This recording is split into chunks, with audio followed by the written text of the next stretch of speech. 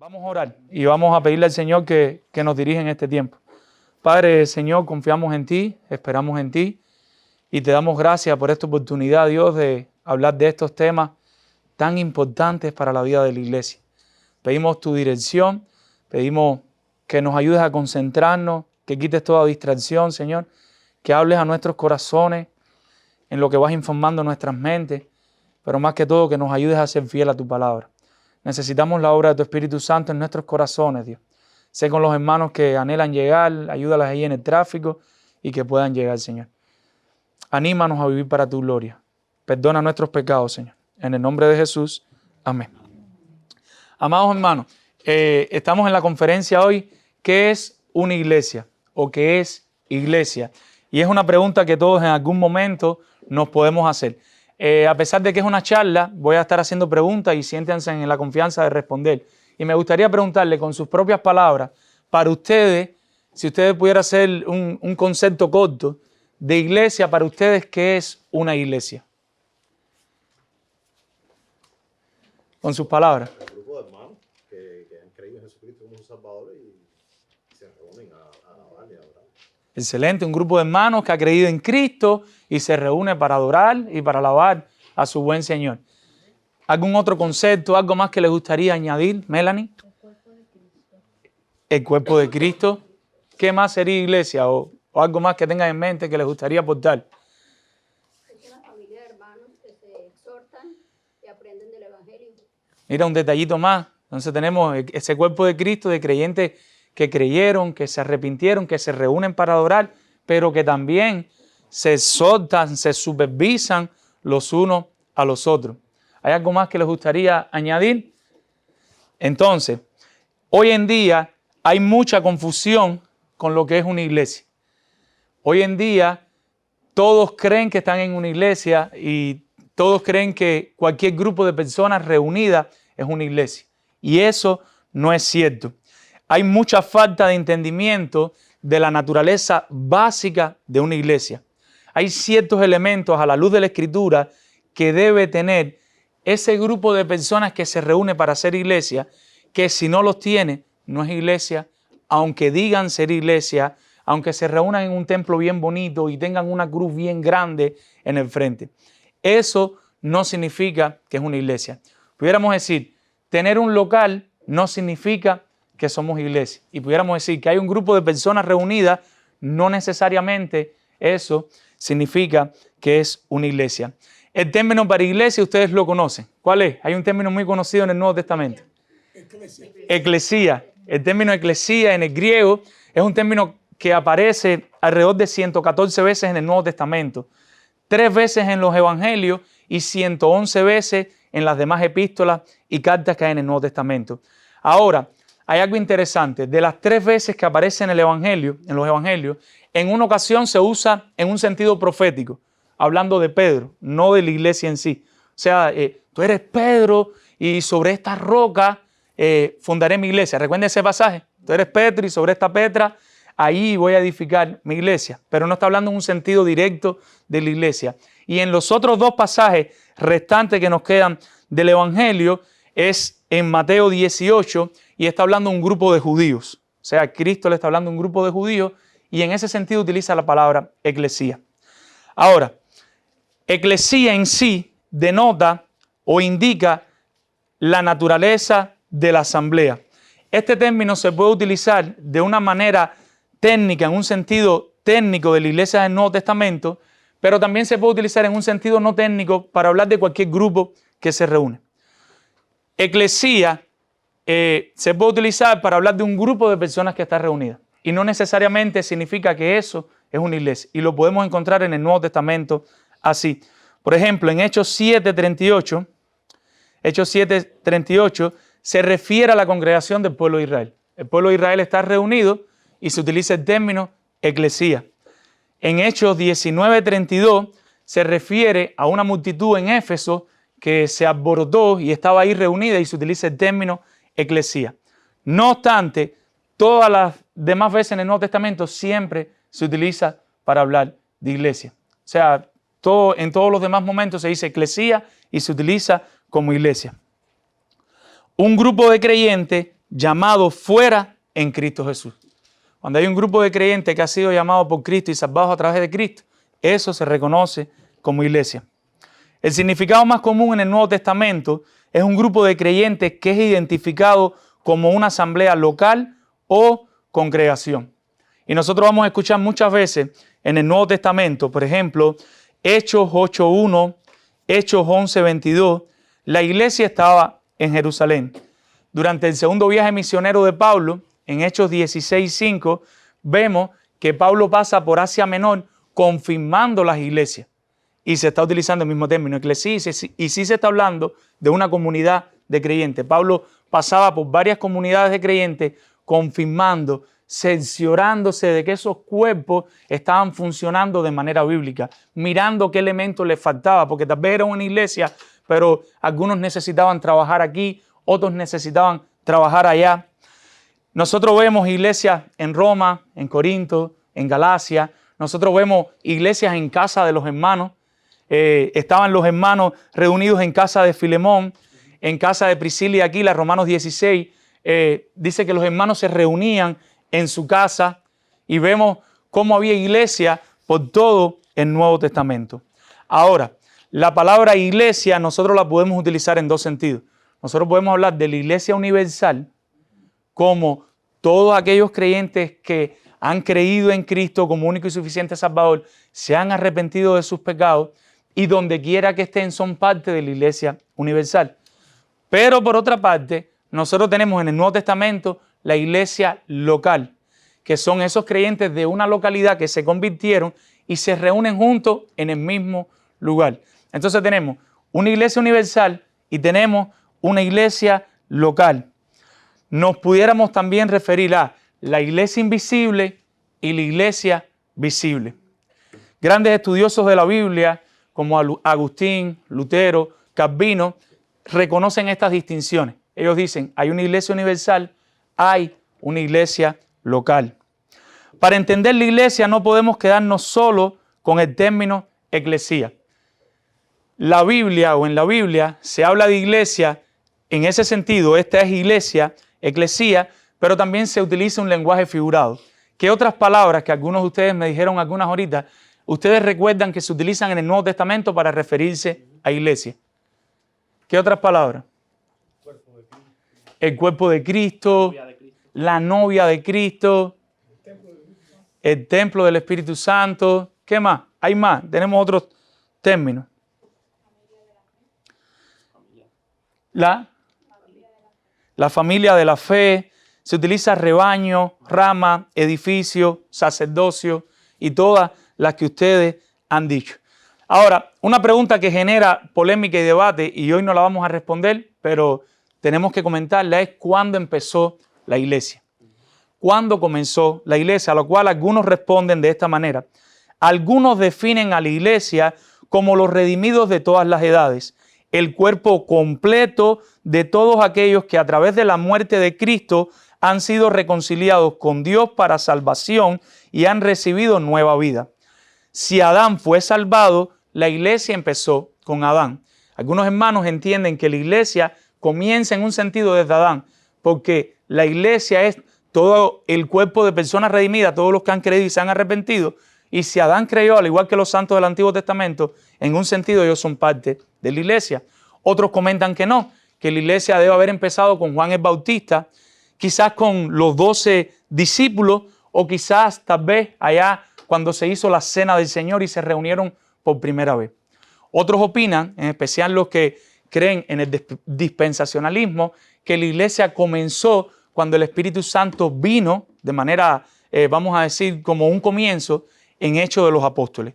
Ahora, más allá de cada una de las posturas que tenemos, entendemos que hay una iglesia y que no podemos llevarla más allá del Espíritu Santo en Hechos de los Apóstoles, en un sentido. Pero en algún momento surgió la iglesia y en algún momento comenzó la iglesia local, que es de la que vamos a estar hablando ahora. Teniendo en cuenta todos los grupos que se reúnen y se autodominan como iglesia, me gustaría que en el tiempo que nos queda nosotros podamos hacer como Pablo en su segundo viaje misionero. Recuerda, hablamos, Pablo en su segundo viaje misionero pasó supervisando a ver cómo estaban las iglesias. y hemos visto iglesia en un sentido macroscópico, pero ahora yo quiero que pasemos a un lente microscópico de una manera muy rápida. No gozamos del tiempo que me gustaría que tuviéramos. Dios permite un día y en los grupos de vida quizás o en algún otro formato, nosotros podamos ver estas 7 cosas, estos 7 elementos que vamos a ver ahora, quizás con más calma, uno a uno, y los podamos revisar para el bien de la iglesia. El Señor nos permite un día, cuando Él quiere, en su soberana voluntad, que lo podamos hacer. Pero yo quisiera que podamos hoy mirar a Palabra de Vida y a comunidad, a la futura comunidad bíblica, y podamos mirarla con este lente. Nosotros para autoexaminarnos como iglesia y comunidad bíblica, para que le quede como antecedente para tener presente qué elementos debe reunir una iglesia. Y hay elementos que son indispensables, que son vitales, bíblicos, necesarios para una iglesia o para que una iglesia local sea reconocida como iglesia. Y pudiéramos decir que una iglesia local es aquella que cree, vela, predica, cuida, hace, crea y sostiene. Una iglesia local es aquella que cree, vela, predica, cuida, hace, crea y sostiene. ¿Qué es lo primero que debe tener una iglesia? No le he puesto nombre a este amigo, después me pueden sugerir un nombre si se les ocurre. Yo quise traer a este amiguito hoy que nos acompañe para que nos ayude un poquito de una manera práctica a ver lo que vamos a tratar de explicar de lo más rápido posible. Lo primero que debe tener una iglesia para ser iglesia es que ese grupo de creyentes, como hayamos dicho, tiene que creer el Evangelio de Cristo. Tiene que creer en el Evangelio de Cristo. Si las personas no han creído el Evangelio de Cristo, no son creyentes. Y por tanto, aunque se reúnan 100, 200, 300, 50, 20, eso no es una iglesia. Pero no es suficiente con creer. Es importante que ese grupo de creyentes que se reúne entienda el Evangelio de Cristo. Es importante que esas personas vean el Evangelio, pero lo entiendan de manera clara. Yo soy un gran pecador. Cristo es un gran Salvador. Si no hubiera sido por Cristo, yo no tendría manera de ser salvo. Pero aún conozco personas, voy a ponerlo entre comillas, porque tal vez no creen de verdad, pero que dicen creer en el Evangelio, entienden el Evangelio, pero no respiran el Evangelio de Cristo. Y es importante para la iglesia local que los creyentes crean el Evangelio, entiendan el Evangelio, pero respiren el Evangelio. ¿Qué significa respirar el Evangelio? Que en su vida se vea reflejado el Evangelio de Cristo. En su manera de vivir se vea reflejado que Cristo es el Rey y Señor que gobierna su vida. Eso no significa que no va a haber pecado, que no va a haber lucha, pero están peleando, están batallando, están conscientes del Evangelio, están conscientes de sus desgracias, están conscientes de sus pecados, reconocen sus pecados, reconocen la necesidad constante de Jesucristo. Iglesia Bautista Palabra de Vida y futura iglesia de comunidad bíblica. Mi pregunta es, ¿creen, entienden y respiran el Evangelio? En este caso, ¿respiramos el Evangelio? ¿Estamos conscientes de nuestros pecados? ¿Estamos conscientes constantemente de nuestra necesidad de Cristo? ¿O nos sentimos que ya estamos casi en el cielo? ¿O casi nunca recordamos el Evangelio? En el día no tenemos que estar trayendo a la mente, estoy pecando, estoy luchando con esta situación. Una vez que ya estamos convertidos, ahora queremos hacer lo que a Él le agrada. Él nos compró por su sangre, Él es nuestro dueño. Nosotros entendemos sin avergonzarnos que somos sus esclavos. Si nosotros entendemos ya el Evangelio, creemos en el Evangelio, nosotros entendemos que somos sus esclavos, ¿qué vamos a hacer a partir de ahora? Ya tenemos un grupo de creyentes que ha creído en el Evangelio de Cristo, ¿qué hacemos? Y ahí pasaríamos a lo segundo que me gustaría compartir. Y lo inmediatamente nosotros tenemos que hacer es velar por ser bíblico. Como iglesia, como comunidad de creyentes y como futura comunidad de creyentes, nosotros tenemos que velar por ser una iglesia bíblica, una iglesia que tiene una teología bíblica, una iglesia que tiene una sana doctrina. Nosotros, cuando decimos velar por ser bíblico, es una iglesia que tiene sus cimientos puestos sobre una teología sólida de las Escrituras. ¿Qué significa la palabra teología? ¿Qué significa la palabra teología? Conocimiento de Dios. O el estudio del conocimiento de Dios, para decirlo de manera más específica. Gracias, mi hermano. Ahora, hay personas que te dicen, háblame de Dios, háblame del amor, pero no me hables de teología. Teología, eso no. Yo no tengo tiempo para la teología. ¿Sabes lo que estamos diciendo? Yo no tengo tiempo para estudiar a Dios. Yo no tengo tiempo para conocer más de Dios. Conocer más de Dios para mí no es importante. Háblame de cosas prácticas, de cosas que funcionen, de cosas que den resultados. Pero lo cierto es que a la luz de la Escritura, nosotros tenemos que velar por ser una iglesia bíblica. Y una iglesia bíblica es aquella que adquiere más y más conocimiento de lo que Dios enseña en su palabra y se expresa a través de la sana doctrina. La palabra sana es un término antiguo que se encuentra en el Antiguo Testamento. Pablo lo usa en las epístolas pastorales. Pablo lo usa para hablarle a Timoteo, para hablarle a Tito. Y la palabra sana significa que es digna de confianza, exacta, fiel. La raíz de esta palabra es una imagen del mundo de la medicina, la cual da una connotación de plenitud o saludable. Yo les repartí algunos textos a ustedes y les puse un numerito arriba. No sé si algunos tienen los textos para que me ayuden. Vamos a ir muy rápido a algunos textos. Primera de Timoteo 1, 10 y 11. Vamos a escuchar. ¿Qué dice Primera de Timoteo 1, 10 y 11? Para los fornicarios, para los sodomitas, para los secuestradores, para los mentirosos y perjuros, y para cuanto se oponga a la sana doctrina, según el glorioso evangelio del Dios bendito, que a mí me ha sido encomendado. O sea, la sana doctrina está formada por el evangelio, el cual se opone a la mundanalidad y al pecado. Y de manera literal dice, la sana doctrina, le dice Pablo a Timoteo. Primera de Timoteo 6:3, ¿qué dice? Si alguno enseña otra cosa y no se conforma a la sana palabra de nuestro Señor Jesucristo y a la doctrina que es conforme a la piedad. Y ahí continúa. Sí, pero hasta ahí está bien. O sea, 6:3. Lo que está hablando está contrastando la falsa doctrina con las sanas instrucciones de nuestro Señor Jesucristo y de la doctrina que se ciñe a la verdadera religión. Segunda de Timoteo 1:13. Retén la forma de las sanas palabras que de mí oíste, en la fe y amor que es en Cristo Jesús. O sea, la sana doctrina no solo es para un comienzo, sino reténla, continúa, sigue viviendo la sana doctrina. Segunda de Timoteo 4:3. Porque vendrá tiempo cuando no sufrirán la sana doctrina, sino que teniendo comezón de oír, se amontonarán maestros conforme a sus propios concupiscencias. Lo que pasa cuando nosotros nos alejamos de la teología bíblica, del conocimiento de Dios, es que nosotros caemos en esa situación que Él está advirtiendo y nosotros como iglesia actual y la futura iglesia no están expensas de caer en esa situación. Cuando nosotros nos empezamos a alejar de querer tener conocimiento de Dios, de querer estudiar teología, de querer tener más conocimiento de lo que enseña la palabra, de lo que dice la Biblia, empezamos a caer en el error. Empezamos a caer en esas situaciones peligrosas. Tito 1:9.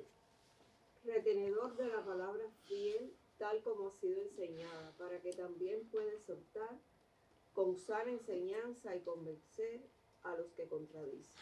Amado hermano que estás aquí y anhelas en tu corazón ser pastor, tú quieres ser pastor, apégate fielmente a la palabra de Dios, apégate fielmente a la sana doctrina. Tito 2:1, ¿qué dice? Pero tú habla de lo que está de acuerdo con la sana doctrina. Cuando vayas a enseñar, solo enseña la sana doctrina. No enseñes tus ideales, tus pensamientos, tus sentimientos. En un sentido, toda la Biblia es la sana doctrina, pero nosotros como congregación necesitamos definir, aclarar como iglesia las grandes verdades teológicas que sustentamos, aquellas cosas por las que damos la vida y que posiblemente nos distinguen de otra iglesia. Hay grandes verdades que nosotros como iglesia no negociamos. Nosotros tenemos una soteriología bíblica. Tal vez no todos aquí la sostenemos igual, pero como iglesia esta es la soteriología bíblica que sostenemos. Entendemos que la salvación es solo por gracia, es por medio de la fe, que la salvación es un don de Dios, que somos grandes pecadores y que si Dios no nos hubiera salvado, no tendríamos forma de ser creyentes. Eso es no negociable. Como iglesia nosotros somos complementaristas, no somos egalitarianistas. Nosotros entendemos que el hombre es el líder del hogar, el hombre es el líder de la iglesia y la mujer tiene un rol en la cual ella se goza de complementar a su marido.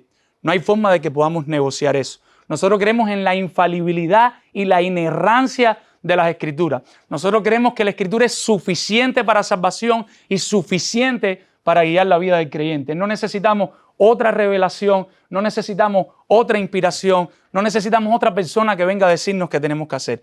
Nosotros sabemos lo que queremos hacer y quieres que Dios te hable, como dice Sujel, ponte y lee la Biblia en voz alta y vas a escuchar la palabra de Dios. Ahora, habiendo dicho esto, estas dos cosas son muy importantes. Al mismo tiempo que reconocemos aspectos, o sea, dijimos primero, hay cosas sólidas como iglesia no negociables. Hay cosas a las que nos apegamos que no hay forma de negociarlas. Ahora, habiendo dicho eso, al mismo tiempo que reconocemos aspectos en los cuales podemos estar parcialmente de acuerdo. Por ejemplo, quizás entre nosotros aquí hay hermanos que son tripartitas, espíritu, alma y cuerpo. Otros son bipartitas y lo ven diferente. Quizás entre nosotros hay hermanos, voy a decir palabras extrañas pero con toda intención, ténganme paciencia, que tienen un conocimiento de la salvación de Dios y ahí son supralaxarios, o hay otros que son infralaxarios. No son malas palabras, son términos teológicos, pero tal vez los que han estudiado más teología saben de lo que estoy hablando y se sienten identificados. Y podemos convivir si eres supralaxario o infralaxario. Este término tal vez es más familiar. Quizás hay hermanos que son amilenaristas, premilenaristas históricos o clásicos, o premilenaristas dispensacionalistas, y estamos aquí. Y en esta iglesia en Estados Unidos, en la iglesia de hoy, en cualquier iglesia en el mundo, yo creo que es algo con lo que podemos convivir. Pero todos estamos de acuerdo que Cristo tiene que venir por segunda vez. Y todos tenemos que estar de acuerdo que Cristo prometió que venía y que Cristo viene. Ahí no hay negocio. Si mañana se levanta alguien, un hermano o un pastor, todos tenemos que caerle arriba. No, Cristo no viene nunca, ya Cristo no viene, cosas así por el estilo. Hay que cortarle la cabeza a la serpiente en ese momento. Pero entre nosotros vamos a tener posturas diferentes. No podemos obligarnos a creer que todos vamos a tener el mismo conocimiento, un tema tan complejo como la escatología, que tenemos tan grandes maestros y buenos maestros que piensan diferente. Ahora, habiendo dicho esto, también hay temas, aquellos en donde existe completa libertad. Y hay temas donde hay o una libertad cristiana o hay libertad. Uno puede pensar una cosa, otro puede tener otra preferencia y tenemos que aprender a convivir con eso. Tenemos que aprender a convivir con eso. Es muy importante que si alguien se va a ser miembro de Palabra de Vida, sepa que queremos ser fieles a las Escrituras, que para nosotros es vital estar velando constantemente porque cada cosa que se enseña en la iglesia es una sana enseñanza. Por lo tanto, necesitamos crear espacios siempre donde se enseñe la sana doctrina, donde se enseñe la teología bíblica, donde digamos y expliquemos qué creemos y por qué lo creemos. Ustedes necesitan saber qué creemos como iglesia y nosotros necesitamos enseñarlo. Alguien dijo, me encanta esta frase, en lo esencial, unidad. Escuche bien, en lo esencial, unidad. Ahí tenemos que estar todos unidos. En lo no esencial, diversidad. Y en todas las demás cosas, amor. Necesitamos amarnos mucho los unos a los otros. En ocasiones usted va a llegar a casa de un hermano que tiene prácticas en su diario vivir que no son pecaminosas, pero simplemente son diferentes a las de usted. Pero no son pecaminosas. Si fuera pecaminoso, ahorita vamos a hablar de eso.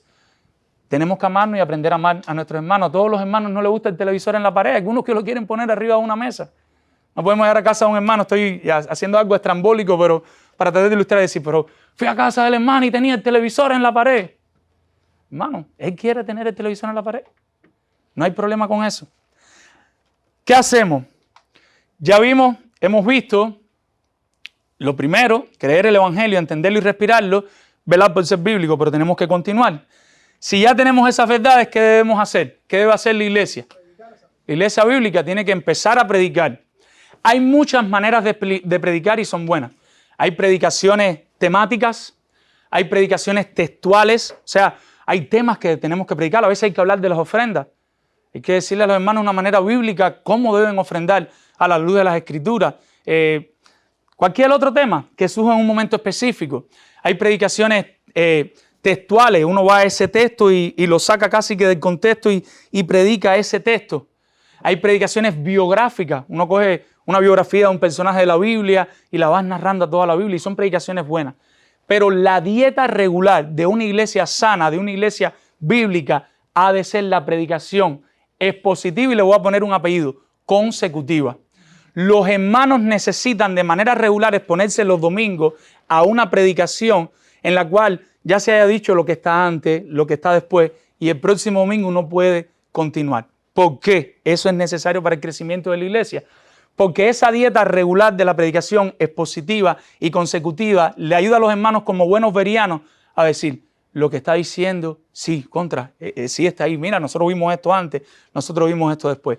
Con la predicación temática, aunque se puede hacer en algunos momentos, se corre el riesgo de que el predicador exprese sus propias ideas, lo que él piensa, y de que los hermanos no se percaten, porque como no se ha visto todo lo que está alrededor de esa situación, no tienen forma de darse cuenta si lo que está diciendo es verdad o no es verdad.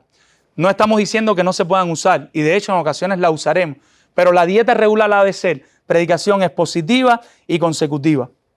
La predicación expositiva es antigua. Nehemías 8:8, alguien que lo tenga. ¿Qué dice?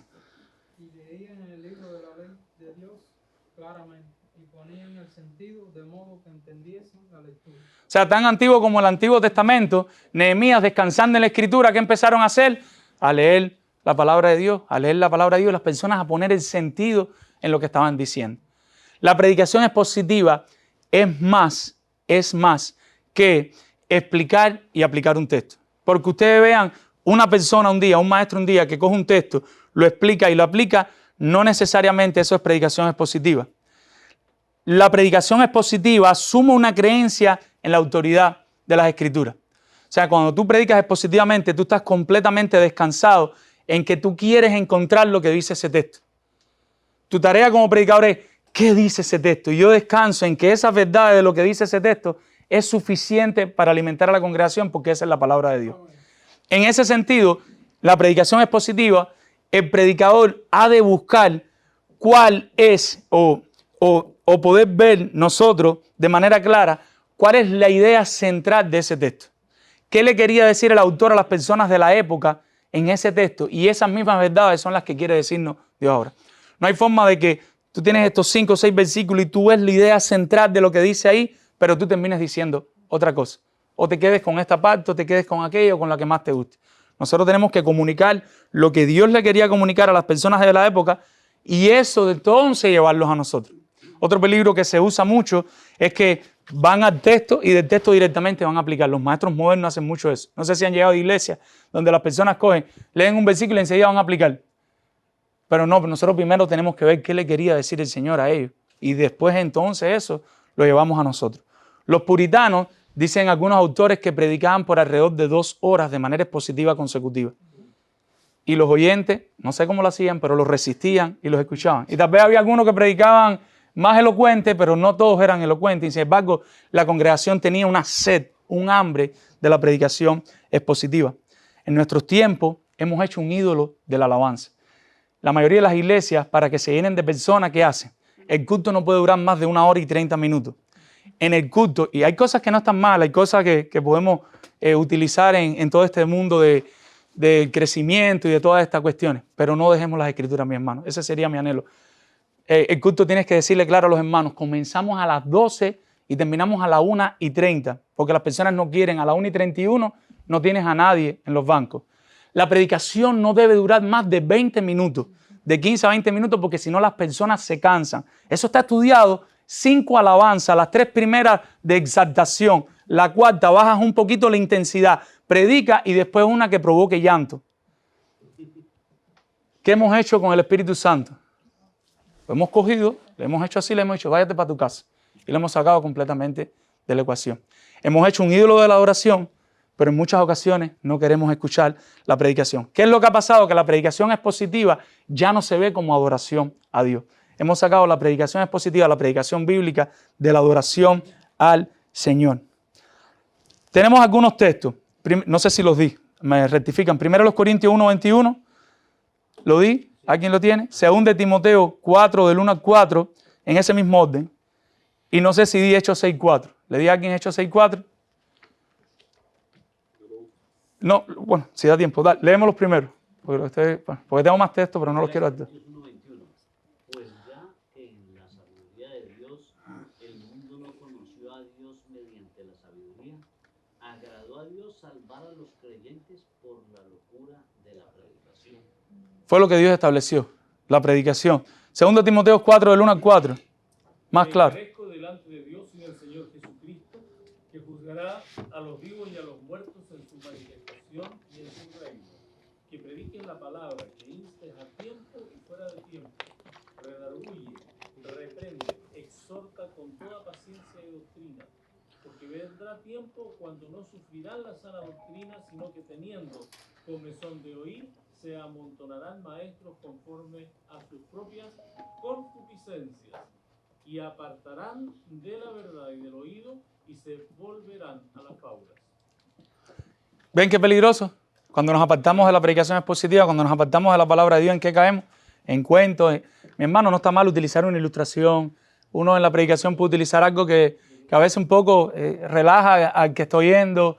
Hay un libro de Chappell que habla de las ilustraciones y la falta que hacen las ilustraciones a veces en nuestros sermones para traer más claridad. Tenemos la Biblia, pero ilustramos un poco y a los hermanos les ayuda a entender eso que estamos predicando. Pero la predicación se ha vuelto, no sé si conocen a Dante Gebel, les decía en la vigilia el viernes, yo era fanático de Dante Gebel, ¿sabes? Escuchaba predicar y yo lloraba y me ministraba, pero yo más nunca, qué sé yo, hace 6 años, 10 años más, que 10, 12 años que yo no escucho a Dante Gebel.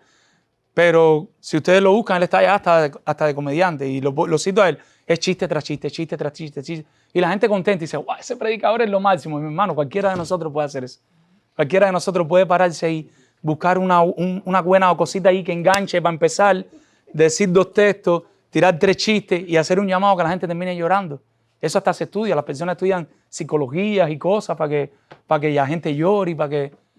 Eso no es el Espíritu Santo trabajando. Y esa no es la palabra de Dios orando en los corazones. Hechos 6:4, vamos a terminar, si lo buscaste. Y nosotros persistiremos en la oración y en el ministerio de la palabra. Dase. Nosotros vamos a persistir en predicar la palabra del Señor. Pero vamos a seguir. Hay algo más, hay más elementos que comunidad bíblica no puede dejar de tener, no puede olvidar. Y palabra de vida tenemos que seguir trabajando y creciendo en ese sentido con la ayuda de Dios. Y una iglesia bíblica o una iglesia, el simple sentido, una verdadera iglesia de creyentes, cuida de la vida espiritual de los miembros.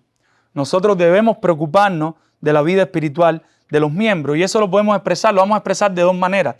¿Cómo lo vamos a expresar? Primero que todo, una membresía bíblica. Nosotros como iglesia tenemos que velar por tener una membresía bíblica. ¿Qué cosa es una membresía bíblica? Si nosotros buscamos la palabra membresía eclesial en la Biblia, ¿sabe qué va a pasar?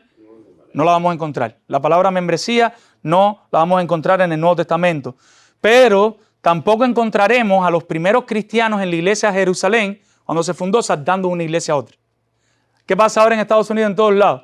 Este domingo, palabra de vida. El domingo que viene, Airewood. El otro domingo, sobre la roca. Y así, hasta que yo encuentro la iglesia que más me asienta, que más tiene que ver con mis gustos, que qué sé yo, que tiene más, menos personas, la alabanza más alta, más baja y cualquier tipo de cosa. Eso tampoco lo encontramos en el Nuevo Testamento. Ahora, no tenemos un listado de miembros en el Nuevo Testamento, pero sí tenemos listados de personas en las Escrituras. Si nosotros vamos a Apocalipsis, nosotros vemos un listado de personas que están en el libro de la vida. Si nosotros vamos a Filipenses 4:3, nosotros vemos un listado de personas que están en el libro de la vida del Cordero. Cuando nosotros vamos al Nuevo Testamento, nosotros vemos fronteras claras de iglesia. Decimos, la iglesia que está en Corintios, la iglesia que está en Galacia, la iglesia que está en Éfeso. Nosotros vemos una estructura delimitada. Se sabía, aquí hay una iglesia, aquí hay una iglesia. ¿Y por qué se sabía? Porque había un grupo de creyentes regulares en ese lugar. La iglesia conocía a los miembros de ella. No se habla de una lista de miembros, pero la iglesia sabía quiénes eran sus miembros. Primero los Corintios 5, cuando usted lo lee, no lo vamos a leer por tiempo, pero nosotros vemos miembros que fueron expulsados de ella. ¿Y cómo tú expulsas a alguien que no está? O sea, para expulsarlo, tiene que estar. Ellos sabían quiénes eran y los expulsaron por su pecado. Cuando nosotros vamos a 2 Corintios 2, nosotros vemos miembros que Pablo les pide que incluyan en la membresía de la iglesia. Y si les pide que entren, es porque no estaban. Y hemos de suponer que es muy probable que sí, que había una membresía regular en la iglesia. Ahora, unas preguntas que nos van a ayudar, o una pregunta que la vamos a responder de 3 maneras. ¿Por qué tener una membresía eclesial? ¿Por qué tener una membresía? ¿Por qué tener un listado de estos sí son miembros y estos no son miembros? ¿Por qué tenerlo? 1, ayuda a mantenernos firmes unos con otros en responsabilidad y amor. El hecho de saber, Melanie es miembro, Andrés es miembro, Kidani es miembro, eso nos ayuda a que ellos tengan responsabilidad y amor el uno para con el otro. Porque si no, a nadie le importa nada. Yo no pertenezco a esto. Yo vengo aquí, yo disfruto del banquete, de la alabanza, de la predicación. De vez en cuando doy unos dolaritos y me voy. Y contento con mi vida. Pero cuando te haces miembro de la iglesia, ya tú tienes una responsabilidad con tu hermano. Y ya tú tienes que amar. Hablen, pueden hablar siempre. Y tienes a quien, ahora lo vamos a ver los unos con los otros. Le hacemos saber a los pastores y otros miembros de la iglesia local que intentamos estar comprometidos en asistencia. Cuando usted no es miembro, a usted le da lo mismo ir a un lugar que no ir. En estos días conversaba con alguien, el viernes mismo conversaba con alguien, le preguntaba, ¿a qué iglesia va? Me decía, bueno, yo voy a veces a Airewood, a veces, al momento yo sabía que, no voy a decir que no es creyente, pero que no tiene un compromiso con ninguna iglesia. Posiblemente no se reúna ni se congregue todos los domingos, pero el hecho de ser miembro te ayuda a tener una asistencia. Tú sabes que está faltando, tú sabes que no está faltando. Te ayuda a ofrendar regularmente y sacrificialmente. Cuando tú no eres miembro no hay compromiso, pero cuando tú eres miembro, tú entiendes tu responsabilidad de tener que ofrendar regular y sacrificialmente. Te ayuda a tener que amar a tus hermanos porque tú eres parte de esa iglesia. Te ayuda a servir a tu iglesia. Cuando tú estás en la iglesia, aunque tú no tengas un ministerio definido, pero tú eres miembro de esa iglesia. Esa iglesia está en tu sangre y tú quieres servir a tus hermanos que están ahí en la iglesia. Cuando nosotros vamos a una iglesia sencilla en el Nuevo Testamento, en una casa, y esa iglesia tenía pastores y diáconos, nada más. Posiblemente no había grupo de alabanza, no había equipo de bienvenida, no había muchas cosas, pero las personas servían en cualquier necesidad que surgía, unos con otros, tal vez visitando a un hermano, tal vez llevándole unos alimentos, regalándole un consejo, apoyando el día que iban a hacer el culto, porque en ocasiones se hacía aquí, después otro día se hacía acá seguro, había que cargar los bancos, bajar los bancos. Si usted es miembro de una iglesia, busque en qué servir. Siempre hay áreas y oportunidades de servicio hasta que, bueno, el Señor va encaminando a un ministerio específico en el cual lo quiera usar. Animamos y damos oportunidad a otros de servirnos en amor y ser de ánimo para nuestro crecimiento espiritual o discipulado. Cuando usted es miembro de una iglesia, yo sé que Fran es miembro y Fran sabe que yo soy miembro. Yo le estoy dando la oportunidad a Fran de servirme a mí también. No solo que usted sirve, sino que al ser miembro de una iglesia, usted le ha dado la oportunidad a otro a servir también al Señor. En este sentido, vemos cómo la idea de membresía eclesial es una idea completamente bíblica. Ahora, el principio bíblico que Pablo nos enseña de unos con otros, que era lo que decía Pablo también casualmente, no lo podemos dejar afuera. Y a la luz del Nuevo Testamento lo vemos. Cuando nosotros somos miembros, tenemos la oportunidad de estar uno pendiente de los otros. Amados hermanos, oremos para que la membresía de la iglesia pueda tomar y tener un significado más profundo de lo que realmente tiene en este momento. De manera que podamos saber mejor quiénes son aquellos sobre los cuales somos responsables y en esta forma poder orar por ellos, animarlos y desafiarlos. Oremos para que Dios nos ayude a conocer todos los miembros de la iglesia. Oremos para que Dios nos ponga el deseo de saber por qué Periquito Pérez, si es miembro de la iglesia, no está aquí hoy en el taller. Oremos para que en la semana le escribamos un texto. Mi hermano, ¿por qué no fuiste a la conferencia? Nosotros estamos invitados a meternos unos en la vida de los otros. Con gracia, ¿no? Sabiendo la explicación también del hermano, tal vez tiene una buena explicación. Mi hermano, ¿por qué hay 3 domingos? Han pasado 3 domingos. Porque cualquiera falta un domingo, y más en Estados Unidos con los holidays y todo esto, que 4 días feriados y se entiende. No me puedo meter en eso. Pero debemos velar, porque a veces hay hermanos que llevan 3 domingos sin venir, y no es por el holiday. Y no es porque se presentó un problema de enfermedad. ¿Cuándo fue la última vez que llamaste a ese hermano y le dijiste, mi hermano, 3 domingos hace que no te veo, ¿qué está pasando? Tú eres miembro de esta iglesia. Y tratar de ministrarle la luz de Mateo 18 a ese hermano. El segundo elemento que debe tener a la hora de velar por el corazón de los hermanos, y voy a ir un poquito más rápido, voy a omitir algunas cosas, es la disciplina bíblica. La disciplina bíblica, como lo dice el apellido, es bíblica. Y en ocasiones, cuando la iglesia no está disciplinando, la iglesia está dejando de ser iglesia. No hay forma de que un grupo de pecadores tan grande como nosotros, que ya somos alrededor de, ¿cuánto, Pastor Mario? 60 y algo de miembros. Si Dios quiere, van a presentar 11 miembros más, entre tantos pecadores que nunca se disciplinen. Y eso no significa que públicamente hay que disciplinarlo. O sea, tenemos un proceso, en algún momento, hoy no es el día, vamos a hablar de eso, pero tienen que estar dándose amonestaciones entre nosotros. La disciplina bíblica da significado al hecho de ser miembro de una iglesia. Es una práctica común desde los tiempos de Cristo. Hoy en día se ha disipado. La mayoría de las iglesias no quieren disciplinar a nadie. ¿Qué es lo que quieren las iglesias? Más miembros, más miembros. No importa si no vienen los domingos, a mí me interesa que ofrende y a mí me interesa que cuando la convención pida, porque la convención a veces le gusta presentar sus números, se han convertido tanto. Y hay muchos pastores de verdad que ellos son locos completos con eso. Ellos bautizan y bautizan. Tráeme el sobrino para acá este domingo que hay bautismo. Y bautizan al que tengan que bautizar. ¿Para qué? Para decir, bautizamos 35 personas. La iglesia ya tiene en un año 150 miembros. Y no les interesa el estado espiritual de la vida de las personas. Y eso no es bíblico. Génesis 1:27. Ayúdenme rapidito. Léenlo rápido. Creó pues Dios al hombre a imagen suya. A imagen de Dios lo creó. Varón y hembra los creó. Dios creó originalmente al hombre para llevar la imagen de Dios. Cuando Dios crea al hombre, quiere que el hombre lo represente en la tierra y así ser testigo del carácter de Dios a su creación. Nosotros como cristianos estamos llamados a ser una imagen de Cristo y una imagen de Dios. La Biblia demanda la santidad de Dios sobre nosotros. No sé si le di a alguien en el Antiguo Testamento, Levíticos 19:2, lo di. Y 2 Corintios 6:14 al 7:1. Muy rápido, léanme esos textos. Levítico 19:2. Habla toda la congregación de los hijos de Israel y diles: santos seréis, porque santo soy yo, Jehová vuestro Dios. No os unáis en yugo desigual con los incrédulos, porque ¿qué compañerismo tiene la justicia con la injusticia? ¿Y qué comunión la luz con las tinieblas? 7:1. Así que, amados, puesto que tenemos tales promesas, limpiémonos de toda contaminación de carne y de espíritu, perfeccionando la santidad en el temor de Dios. Todo el tiempo nosotros vemos tanto en el Antiguo como en el Nuevo Testamento un llamado a la santidad de Dios. La gracia no apaga o opaca la santidad. Nosotros descansamos en que por nuestra propia fuerza nosotros no podemos lograr esa santidad, pero nuestro deseo, nuestro anhelo siempre es buscarla, buscarla y buscarla.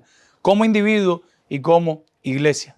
Nosotros tenemos que buscar la santidad de Dios, se dice, sin la cual nadie verá al Señor. Ese tiene que ser nuestro anhelo. No voy a leer estos textos, pero ustedes los conocen. Nosotros malinterpretamos mucho Mateo 7:1, donde dice que no se ha de juzgar. Si se lo di a alguien, me perdona, no lo vamos a leer.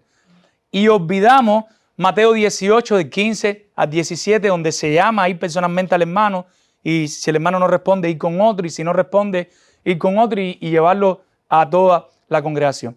Nosotros veamos que eso está en el mismo Mateo y que viene en un orden. O sea, cuando te dice que no juzgue, pero más adelante te dice en qué sí te has de meter y qué sí has de juzgar. Nosotros tenemos que ver toda la Biblia en su contexto y tenemos que ver la Biblia junta. Nosotros no podemos ver un texto aislado de los demás. Y la Biblia es su propio intérprete. ¿Con qué yo interpreto este texto? Con otros textos de las Escrituras. En la Biblia nosotros vemos que Dios es un juez y no cualquier juez. Dios es un juez justo. Y la Biblia enseña que Dios siempre está juzgando, Él siempre está ejerciendo su juicio y un día nos vamos a presentar delante de Él. Nosotros vemos dos casos de excomunión en la Biblia. No solo la disciplina de Mateo 18, donde tú vas delante del hermano y le llamas y le dices, mi hermano, mira, a la luz de la Biblia veo que estás fallando en esto. Sino que también nosotros vemos algo que se conoce como la excomunión. Nosotros vemos, 1 Corintios 5, una persona que se estaba acostando con la mujer de su padre y que dijo Pablo, sáquenlo, excomunión. Y nosotros vemos 1 Timoteo 1 y vemos a Himeneo y Alejandro que eran apóstatas. Y él dice, los entregué a Satanás. Siempre la intención es que la persona se arrepienta, reconozca su pecado, porque posiblemente las personas que hay que llegar a la excomunión es muy probable que sean inconversas. Si el caso es que es inconverso, que crean de verdad en Cristo y regresen, y si son simplemente pecadores que están tan ciegos, que en algún momento responda y diga, wow, de verdad estaba pecando, y que vayan humillados delante de Dios, estoy pecando contra la santidad de Dios, y que ahí humillados reconozcan su pecado y regresen a Cristo. La excomunión es un regalo del Señor. Un escritor de Ingle Crecimiento plantea esto. Sus intenciones son buenas. Él dice, abre la puerta del frente y cierra la puerta de atrás. Ahora con todo el movimiento de Ingle Crecimiento, ¿qué dice este hombre? den posibilidad para que las personas sean miembros. Eso no está mal en un sentido. Y al mismo tiempo cierren atrás para que no se nos vaya nadie de la iglesia. O sea, faciliten que entren, pero dificulten que salgan. Me gusta más esta otra línea de pensamiento. Piensen en esto. Cerremos por un tiempo la puerta del frente y abramos completamente la puerta de atrás. Cerremos por un tiempo la puerta del frente y abramos completamente la puerta de atrás. Estoy diciendo, ¿qué locura es esa? Y no viene más nadie. Sí, el Señor en su momento va a seguir trayendo personas, pero dediquemos un tiempo a ver cómo estamos los que estamos. Analizar nuestra vida, animarnos a vivir bíblicamente y abramos la de atrás. El que no quiera vivir conforme a los estándares de la Biblia, el que no quiera ser un miembro fiel de la iglesia, tiene la libertad de irse si quiere irse. No tienes que tenerlo atrapado o amarrado por el hecho de que dé una ofrenda una vez al mes, una vez cada no sé qué tiempo, por tener un número más en la lista de membresía. Hagamos más difícil la inclusión y más fácil la exclusión. Debemos recuperar el propósito divino y el atractivo que distinguía a la iglesia del mundo. Pregunta para la iglesia y para que Comunidad Bíblica se la lleve cuando lo vayan a empezar a hacer. ¿Cómo estamos aceptando a los nuevos miembros? ¿Cómo estamos aceptando a los nuevos miembros? Y le doy gracias a Dios por la vida de los pastores y de los hermanos que nos han ayudado. Y si yo puedo dar testimonio de que si hay algo fiel que se hace en Palabra de Vida, es el tema de la membresía. Yo estoy, me parece, mi esposa me dice, el viernes estabas peleando. Yo parezco que estoy peleando, pero hay cosas que hay que reconocerlas. No tengo otra forma de enseñar. Yo soy un viejo resabioso. Pero lo que les digo desde la parte del Señor, le doy gracias a Dios por cómo se maneja la membresía en esta iglesia, por cómo estamos manejando la entrada de nuevos miembros. Y ustedes han sido testigos de cómo los pastores se han sentado. En ocasiones, hermanos, que hasta 5 entrevistas. ¿Usted sabe lo que son 5 entrevistas para poder ser miembro de una iglesia? No siempre, en ocasiones una. Se trata de conocer que las personas de verdad creen en el Evangelio, que se arrepienten y después es que pasan a ser miembros. Pero no bajemos la guardia, mantengámonos fieles. El hecho de que estemos haciendo algo bien no es motivo para relajarse. Y las preguntas serían, para esas personas, o para nosotros tenerlas en mente a la hora de aceptarlas, ¿están viviendo vidas que glorifican a Dios? Pregúntese, esos 11 que están hoy, que van, si Dios quiere, a leer su testimonio, alrededor de 11, no sé si vengan todos, cuando ellos lean su testimonio, preguntémonos, ¿están viviendo vidas que glorifican a Dios? ¿Entienden el compromiso que están haciendo con ellos y con nosotros? Están haciendo un compromiso con ellos mismos, pero están haciendo un compromiso con nosotros también como miembros que ya estamos aquí. Y en ese sentido, seamos cuidadosos de cómo reconocemos y recibimos los nuevos miembros, pero no caigamos en abuso. Sería otra advertencia. No seamos tan estrictos que caigamos en abuso con cosas que no son bíblicas, querer demandarlas para que una persona sea miembro de la iglesia. Dice Matt Devber, la iglesia local tiene la responsabilidad de juzgar la vida y la enseñanza que desempeñan sus líderes y la de sus miembros, particularmente cuando dicho comportamiento llega a comprometer el testimonio de la iglesia para la expansión del Evangelio. Nosotros estamos llamados a velar constantemente unos por otros para poder ejercer una disciplina bíblica aún a los pastores. Los pastores no son los dueños de esta iglesia. Los pastores son los líderes espirituales que tienen el gran privilegio de guiar esta iglesia, de modelarles espiritualmente, de abrir la Biblia en muchas ocasiones y enseñársela a ustedes de parte del Señor y delante del Señor. Pero los pastores no son los dueños de la iglesia. Más adelante vamos a hablar de la membresía bíblica. Si aún los pastores ustedes lo ven en pecado, ustedes están llamados a ir a Mateo 18 igual y llamar al pastor Fidia. ¿Qué está pasando con esto? Entiendo que te estás equivocando. Pastor Eri, te estás equivocando. Pastor Mario, te estás equivocando. Ustedes tienen esa oportunidad. Se la damos con confianza si usted no lo sabía. De una manera respetuosa siempre. No con más respeto, con el mismo que debe tener también un pastor a la hora de llamar a otro. Con la mejor de las intenciones, porque ¿qué es lo que estamos buscando en toda la disciplina bíblica? ¿Qué estamos buscando? Restauración con Dios. La restauración. Que la persona se restaure con Dios. Nosotros no es para machacarlo, para matarlo, para hundirlo. No, nosotros queremos que se dé cuenta de su pecado, que reaccione y que viva para la gloria de Dios y que siga al lado nuestro. Entonces, salimos de la disciplina porque me queda muy poco. Ay, Dios santo. Amado Padre. Y otra característica es discípulos que hacen discípulos. Como iglesia, nosotros deberíamos tener interés por el crecimiento de la iglesia, pero no solo en el sentido numérico, sino en el sentido espiritual. Nosotros tenemos que velar porque más personas conozcan del Señor. Amén. Gloria a Dios. Aleluya. Sí, queremos que más personas conozcan del Señor, pero nosotros no podemos dejar de velar por el crecimiento espiritual de la iglesia. Y vemos que, sobre todo los pastores, tenemos la tarea de estar preocupándonos por ustedes. ¿Cómo está tu vida devocional? estás leyendo la Biblia, estás orando, cómo estás tratando a tu esposa. Si los pastores le hacen esa pregunta, no se moleste, mi hermano. Mi hermana te está sometiendo al liderazgo bíblico. Mi pastor, me cuesta. Díselo, no importa, para que ore por ti, para que te lleve un texto de la Biblia. Pastor, mi esposa no la soporto. Cuando tu pastor te pregunte, díselo para que te pueda ministrar. Pero esa no es una responsabilidad única de los pastores. Es una responsabilidad de toda la iglesia. Como iglesia nosotros debemos preocuparnos por el crecimiento espiritual unos con otros. La naturaleza enseña que una planta, ¿qué hace? Nace, crece y sigue desarrollándose de una manera normal. Un animalito nace, crece, se reproduce y sigue desarrollándose. Y la misma naturaleza, la biología enseña que lo que deja de crecer, ¿qué le va a pasar? Muere. Cuando deja de crecer, muere. Según de los Corintios 10:15, tal vez se lo di a alguien, me perdona, habla de crecer en fe. Efesios 4:15 y Colosenses 1:10 habla de crecimiento espiritual.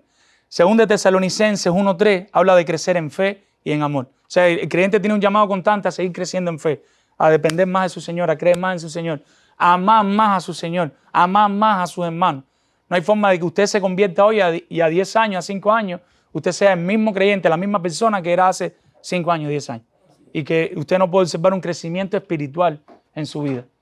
Hay que crecer espiritualmente, en devoción al Señor, en amor al Señor.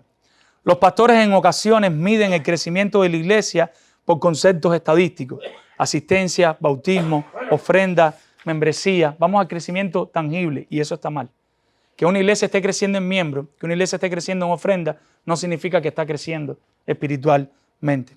Jonathan Edwards decía, el verdadero crecimiento en el discipulado cristiano no es finalmente una mera emoción en la cual se aumente el lenguaje religioso o se aumente el conocimiento de las Escrituras, ni es tampoco un evidente incremento en gozo, en amor o en la preocupación por la iglesia. Aún el aumento en el celo y alabanza por Dios o la confianza plena en nuestra fe no son evidencias infalibles, no quiere decir que no tienen que pasar, pero no son infalibles del verdadero crecimiento cristiano. Él pregunta, ¿entonces qué es? Y responde, aunque todas estas pueden ser evidencias de un crecimiento cristiano, porque ya lo hemos dicho, tenemos que crecer en amor, en fe, en servicio, en todas las cosas, sí tenemos que crecer, pero no significa que eso es infalible. ¿Qué pasa?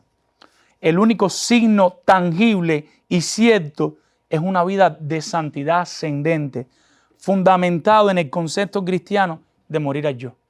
Dice Jonathan Edwards que a medida que nosotros entendemos más y más cuán pecadores somos, a medida que nosotros entendemos cuánto nosotros estamos desobedeciendo el nombre de nuestro Dios y le pedimos a Dios que nos ayude a morir al yo y vemos cómo ese yo va muriendo. Y eso en muchas ocasiones va a empezar en el hogar. Cuando tú empiezas a dejar de vivir para ti y ya estás viviendo más para tu esposa. Dejas de vivir para ti y estás viviendo más para tus hijos. Dejas de vivir para ti y estás viviendo más para tus hermanos. Y se extiende a la iglesia. Y así ha de ser en la iglesia. Muchas veces la iglesia no crece espiritualmente porque los miembros solo están pensando el yo, el yo, el yo. A mí no me visitan, a mí no me llaman, a mí no me ven. Pregunta, ¿y a quién estás visitando? ¿A quién estás llamando? ¿A quién estás yendo a ver? Debemos salir del yo que intoxica y daña a la iglesia. La iglesia debe ser marcada por el cuidado vital de este crecimiento piadoso en la vida de cada uno de sus miembros. Escuche esto, mi hermano. Cuando la iglesia empieza a motivarse por la piedad, y Dios permita que cada día nos pase más, en su mente lo más importante es parecerse más a Cristo. Cuando la iglesia se apropia de esa piedad, cuando la iglesia empieza a darse cuenta que ella lo que necesita cada miembro es parecerse más a Cristo, ¿qué es lo que va a pasar? En ese momento empiezan a aparecer misioneros. Las personas empiezan a ofrendar regular y sacrificialmente. Los hermanos aumentan en su deseo de orar.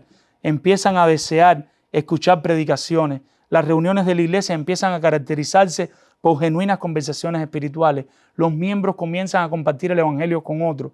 Los padres redescubren la responsabilidad de educar a sus hijos en la fe. Si nosotros no invitamos a la iglesia a que crezca en esa piedad, a discípulos que hacen discípulos, la iglesia no va a crecer. Necesitamos crecer en esa piedad. Hermanos amados, debemos orar y trabajar por esto. Dios nos siga regalando una iglesia así, pero Dios nos ayude a crecer en esa piedad, igual que comunidad bíblica. Que Dios ponga en nuestros ojos ese deseo de parecernos más a Cristo. Y ahora de vuelo de pájaro, porque ya ustedes lo conocen, ¿Qué más necesita la iglesia? Necesita crear una cultura de evangelización. Una cultura de evangelización que la vamos a ver de dos maneras. Aquí Dani va a compartir un poco de la segunda, pero la primera no la van a ver ahí. Sería evangelismo intencional y relacional y plantar otras iglesias sanas. Evangelismo intencional y relacional lo tenemos bien fresco porque hemos estado compartiendo el libro del evangelismo. Definitivamente, el cómo se comparte el evangelio está íntimamente relacionado con el entendimiento que se tenga del evangelio. Nosotros hemos de velar porque cada día la iglesia conozca y conozca más y más del evangelio. A medida que la iglesia conoce más y más el evangelio, la iglesia va a respirar el evangelio y va a compartir el evangelio. Hay un cuadro que me gustaría utilizar y lo conocemos, lo compartimos hace poco, y una iglesia que hace evangelismo intencional y relacional tal vez suene así. Vamos a verlo en dos sentidos. Una, llegó el domingo. La iglesia que está llena del evangelio y respira el evangelio, desde el equipo de bienvenida, todos están preocupados por evangelizar. Los hermanos ven las personas que llegan y tratan, no por puro congraciarse, sino por amor, de saludarlos de una manera afable, de preguntarles cómo están, de mostrarle a Cristo a través de sus vidas. Cuenta el libro que leímos hace poco, llega a la parte de la biblioteca y el que está en la biblioteca trata también de tratarlo de una forma adecuada. Las personas del equipo de servicio tratan de sentarlo, de mostrar a Cristo. La alabanza canta adoraciones bíblicas. El pastor que le toca predicar se para a predicar bíblicamente la palabra de Dios, llamando y centrándose en algún momento en el evangelio. Cuando el culto se acaba, ¿qué hacemos? ¿Qué hacemos? ¿Cuándo fue la última vez que se acabó el culto y te preguntaste, hoy vino esta visita, me le voy a acercar? ¿Y cuál es nuestra intención? Hacer relaciones con esa persona. ¿Cómo estás? ¿De dónde vienes? ¿Cómo te llamas? Buscar la forma en la semana de llamarlos para tomarnos un café y decirle, ¿entiendes el evangelio? ¿Qué sabes del evangelio? ¿Qué conoces del evangelio? Eso es evangelismo intencional. Por otra parte, no lo dejamos el domingo, llegamos el lunes a nuestros empleos y tratamos de seguir mostrando la gloria de Cristo. Tratamos de hacer relaciones con nuestros compañeros de trabajo, con nuestros vecinos, con nuestros familiares, para compartirle el evangelio, para hablarle de Cristo. Y en otro sentido, quisiera que pudiéramos seguir hablando de este tema. Recuerden Mateo 28, hacer discípulos es el imperativo. Y otro sentido, como nosotros hacemos o creamos una cultura de evangelización, es plantando otras iglesias, es reproduciéndonos en otras iglesias bíblicas. Uno, evangelismo relacional intencional. Dos, plantar otras iglesias bíblicas. Ustedes quieren ser misioneros. Yo conozco muchas personas que quieren ser misioneros. ¿Cuál es el modelo que presenta todo el tiempo Hechos y el Nuevo Testamento de misiones? ¿Saben cuál es? Plantar iglesia. Primer viaje misionero de Pablo, plantando iglesias. Segundo viaje misionero, revisando las iglesias. Y tercer viaje misionero. Y todas las demás personas que veíamos. ¿Cuál es el modelo de misiones? Misiones no es ir allí y predicarle a 5 gente. Gloria a Dios, eso está buenísimo. Misiones es ir, hacer relaciones con los creyentes, con las personas que hay, predicarles el evangelio, que conozcan el evangelio, buscar la manera, un lugar donde reunirse regularmente y buscar establecer ancianos y diáconos. Y tienes una iglesia. Eso es misión. Ojalá un día la iglesia entienda completamente eso. Todas las personas que tienen deseo de ser grandes misioneros entiendan que lo que tienen es deseo de ir a plantar iglesia y estar el tiempo que Dios determine ahí en esa iglesia pastoreándola. Y por último, porque no me va a dar tiempo, que Dani va a hablar de este tema, una iglesia que sea una iglesia sostiene un liderazgo bíblico de ancianos. Sostiene un liderazgo bíblico de ancianos. Si nosotros vamos a Hechos 20, 17 y del 28 al 30, nosotros vamos a ver ancianos en plural, iglesia en singular. Pablo llama a que vengan todos esos ancianos de la iglesia, varios ancianos en una iglesia. ¿Qué debe hacer la iglesia? Orar para que Dios provee y capacite a tales discípulos para la enseñanza y trabajo del cuidado pastoral en nuestra congregación. No puedo seguir por una cuestión de tiempo, pero me gustaría terminar aún con esta ilustración y hacer un pequeño comentario. Yo estaba en una iglesia. Todas las iglesias tienen ancianos. Dios regala ancianos a la iglesia. Dios les regala ancianos a la iglesia para que la supervisen, para que la guíen espiritualmente. Yo estaba en una iglesia que tenía un solo pastor, pero esa iglesia tenía ancianos. Yo no lo sabía y leyendo estos materiales recordé aquello. Yo me acordaba que yo decía, estos 4 hermanos, aparte del pastor, esta gente son pastores también. Yo me acordaba cuando el pastor enfermaba, cuando el pastor tenía que salir de viaje, ellos asumían completamente el liderazgo de la iglesia. Y uno ejercía influencia sobre un grupo, otro ejercía influencia sobre otro grupo, pero todos ayudaban al pastor. O sea, que la iglesia tenga un solo pastor no significa que no tiene más ancianos, porque Dios regala ancianos a esa iglesia. ¿Cuál es nuestra tarea? Mirar los hombres que están alrededor de nosotros y preguntarnos qué más hombres Dios nos está llamando. El perfil de un anciano nosotros debemos mirar su amor por la palabra de Dios y su carácter. Nosotros debemos velar porque tenga carácter y porque conozca la palabra del Señor. Pero yo sé que Dios le va a regalar más ancianos a palabra de Dios. Dios le va a regalar más ancianos. Algunos detalles. Todas las iglesias no tienen que tener el mismo número de ancianos. Como es un regalo del Señor, tal vez Dios le quiere regalar a unas 3, a otras 5, a otras 10. El Señor decide cuándo y en qué momento regala más, regala menos. Pero a medida que haya más ancianos, más fácil se hace la labor, porque necesitamos más personas relacionándose con los miembros de la iglesia. Y otra cosa muy rápido, que no da tiempo de tocarles, la iglesia necesita diáconos. La iglesia necesita ancianos, la iglesia necesita diáconos. Cuando hablamos de diácono, quiero leerle un concepto para no ser yo el que lo diga. Déjame ver si lo encuentro aquí. Debemos aprender a distinguir entre el rol del anciano y de los diáconos. Los intereses de los diáconos son los detalles prácticos en la vida de la iglesia. Administración, mantenimiento y el cuidado de las necesidades físicas de los miembros. Los diáconos han de preocuparse por el cuidado físico de los miembros de la iglesia para apoyar a los ancianos a que hagan ese cuidado espiritual y esa supervisión espiritual. Necesitamos más hombres dispuestos a servir sacrificialmente a la iglesia. Necesitamos más hombres piadosos con conocimiento de la sana doctrina y hombres que sean confiables. Y también necesitamos mujeres. Y esto va a quitar mucho peso del hombro de los pastores. Todos estamos llamados a velar por todos como iglesia. Nosotros estamos llamados a uno velar por los otros de la iglesia. Les recuerdo, mis hermanos, espero que hayan podido tomar algunas notas y que si tienen dudas se las pasen a Ale. Todas las dudas, todas las preguntas que usted quisiera hacer el próximo domingo, cuando Kidani termine la conferencia, vamos a estar los pastores aquí con Kidani. Páseselas a Ale y así nos ayudan a que Ale nos las pase a nosotros con tiempo y nosotros poder prepararnos tal vez para darle una mejor respuesta. No estamos buscando como que no nos cojan fuera de base. Si no me la sé, le digo, no me la sé y no pasó nada, pero es mejor aún si la podemos responder. Vamos a orar. Padre, ayúdanos a vivir estas verdades. Es mucho material, Dios, para una hora, Señor.